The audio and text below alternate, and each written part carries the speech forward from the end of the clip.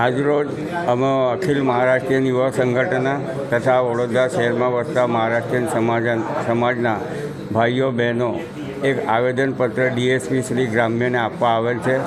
હેતુ એટલો છે કે 3/8/2025ના રોજ ગોત્રી વિસ્તારમાં એક ફ્લેટની અંદર ન જેવી પાર્કિંગના બાબતે એક યુવાન મરાઠી છોકરો અક્ષય કુરપાને એની સુશીલસિંહ નામના એક યુવકે કરપીને હત્યા કરેલ છે. એ હત્યાના કામે તટસ્થ તપાસ થાય, હત્યારાને સજા થાય તે માટે મહારાષ્ટ્રીયન સમાજ અને આગેવાનો, વિવિધ સમાજના આગેવાનો આજે ડીએસપી શ્રી વડોદરા ગ્રામ્યને આવેદનપત્ર આપવા આવેલ છે. આવેદનપત્રમાં અમે તેમને રૂબરૂમાં બી રજૂઆત કરેલ છે અને ડીએસપી સાહેબે પણ ખાતરી આપી છે કે આરોપી કોઈ પણ હોય અમે તટસ્થ રીતે તપાસ કરીશું, પુરાવા રજૂ કરી અને નામદાર કોર્ટમાં ચાર્જશીટ રજૂ કરીશું અને ન્યાયાલયનો વિષય છે સજા આપવાનો, એનાથી પણ અમે વાકેફ છે. પણ ફરી આવા બનાવ ન બને તે માટે તકેદારી રાખે અને ન જેવી બાબતમાં પુષ્કળ મર્ડરો વડોદરા શહેર જિલ્લામાં થયેલા છે.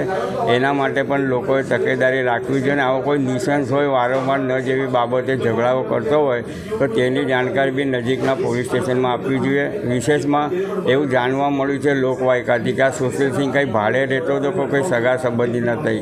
તો અમે એવી પણ અપીલ કરી છે કે અગર જો એ સુશીલસિંહ ભાડે રહેતો હોય તો મકાન માલિકે જો મકાનનું ભાડા કરાર ના કર્યો હોય તો મકાન માલિકની તે દિશામાં પણ તપાસ કરવી જોઈએ અને એકંદરે આ જે અક્ષય કુરપાને છે એને ને એના પરિવારને ન્યાય મળે એ જ આશા અને હેતુસર અમે આજે આવેદનપત્ર આપેલ છે. જય હિન્દ, જય ભારત.